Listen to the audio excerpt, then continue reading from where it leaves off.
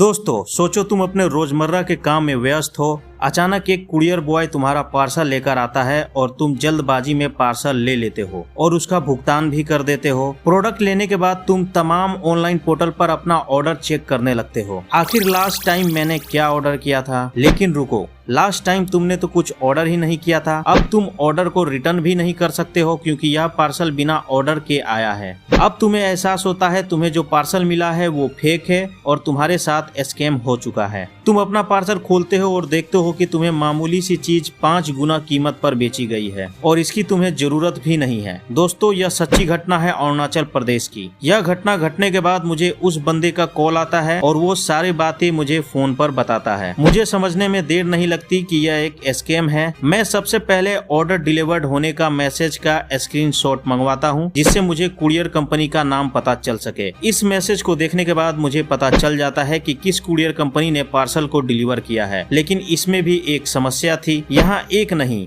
दो courier company का नाम लिखा था। अब मैं दोनों कुरियर कंपनी की वेबसाइट खोलता हूँ और मैसेज में दिए गए ऑर्डर आईडी को डालकर ट्रैक करता हूँ। इसमें से एक कुरियर में पार्सल ट्रैक हो जाता है जिसका मैं स्क्रीनशॉट ले लेता हूँ। इसके बाद मैं प्रोडक्ट के लेवल का पिक्चर मंगाता हूँ और उसकी पड़ताल करता हूँ। वैसे तो लेवल को एक नजर में देखकर बताया जा सकता है कि यह एक फेक ऑर्डर है, पर मैं इसकी बारीकी पर ध्यान दिया तो देखा स्टोर का नाम ऑनलाइन स्टोर था। दिए गए कस्टमर केयर नंबर पर कॉल नहीं लग रहा था। एड्रेस बुरी तरह से प्रिंट था। प्रोडक्ट एक प्लास्टिक का छोटा सा एयर कूलर था, लेकिन पार्सल दिसंबर में भेजा गया था, जबकि दिसंबर महीने में तो ठंड होती है और ठंड में भला एयर कूलर कौन ऑर्डर करता है। यह एक टॉय प्रोडक्ट था जिसकी कीमत 500 के आसपास की होगी, लेकिन इसके लिए कैश ऑन डिलीवरी के माध्यम से 2500 रुपये वसूला गया था। वहीं लेवल पर सिर्फ ई कट कुरियर का नाम लिखा था। तो मैंने सबसे पहले ई कट कुरियर की वेबसाइट खोली और कॉन्टेक्ट ढूंढने की कोशिश करने लगा, लेकिन हैरानी की बात यह लगी ई कट के वेबसाइट पर कॉन्टेक्ट करने का और ग्रीवेंस डालने का कोई ऑप्शन ही नहीं था, जो कि मुझे बहुत हैरान करने वाली बात लगी। आखिर में मुझे एक मेल आईडी मिला जिस पर मैंने सभी जानकारी, फोटोज, वीडियोज डालकर ई कट को मेल कर दिया। इसके तुरंत बाद ही मुझे मेल का ऑटो रिप्लाई आया, आप सिर्फ टर्म्स एंड कंडीशन के लिए मेल कर सकते हैं। ऐसा जवाब सभी ई कट यूजर को नाराज कर सकता है। फिर मैंने ई कट के फेसबुक अकाउंट पर मैसेज और अटैचमेंट भेजा, जिसके बाद रिप्लाई आया, हमारी टीम आपसे कॉल और मेल के द्वारा बात करेगी। लेकिन ना कोई कॉल आया और ना ही कोई मेल। तो यह स्थिति है फ्लिपकार्ट के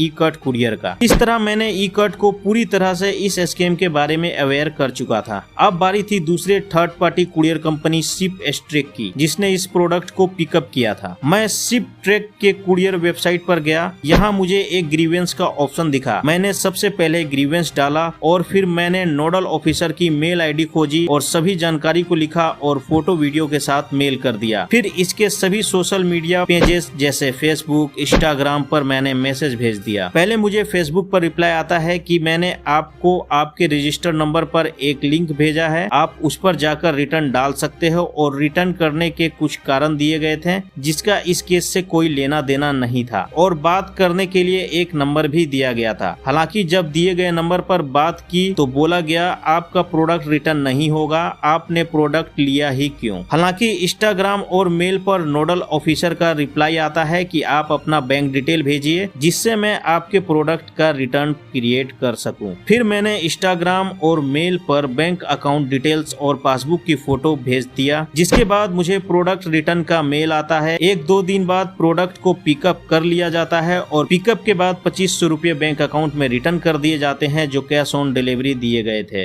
दोस्तों, मेरी किस्मत तो अच्छी थी, मैंने अपने टेक स्किल्स का इस्तेमाल करके इस फ्रॉड से बच गया, लेकिन हो सकता है आपकी किस्मत इतनी अच्छी ना हो। तो चलिए अब समझते हैं फेक डिलीवरी ठगी कैसे होता है। पहला कारण, बहुत से ई कॉमर्स स्टोर पर सेल्फ शिप का ऑप्शन होता है जहां प्रोडक्ट सेलर शिप करता है। इससे सेलर के पास तुम्हारा नाम, एड्रेस, नंबर पहुंच जाता है, जिससे कुछ गलत सेलर तुम्हारे साथ फ्रॉड कर जाता जाते हैं। दूसरा कारण, ऑफर या किसी चीज के लालच में तुम अपना पूरा डिटेल फर्जी वेबसाइट पर शेयर करते हो, जिसके बाद तुम्हारे साथ ऐसा स्कैम होता है। इसे समझने के लिए तुम मेरे फेक फ्लिपकार्ट वेबसाइट वाला वीडियो स्क्रीन पर क्लिक कर देख सकते हो। अब चलिए जानते हैं इससे बचने के उपाय। इससे बचने के लिए तुम्हें हमेशा ओरिजिनल वेबसाइट और ऐप से खरीदारी करनी चाहिए। अपना डिटेल जैसे एड्रेस, नाम और नंबर शेयर करने से बचना चाहिए। कैश ऑन डिलीवरी प्रोडक्ट लेने से पहले उसका ऑर्डर आईडी अपने ऑर्डर किए गए ऐप से मिलाना चाहिए, ना कि शर्माना चाहिए। इसमें बस थोड़ा सा समय लगेगा। जिस प्रोडक्ट को आपने ऑर्डर ही नहीं किया उसे सीओडी में किसी हाल में नहीं लेना चाहिए, क्योंकि यह तो थी कुरियर की बात। यही पार्सल अगर इंडिया पोस्ट के द्वारा भेजा गया होता,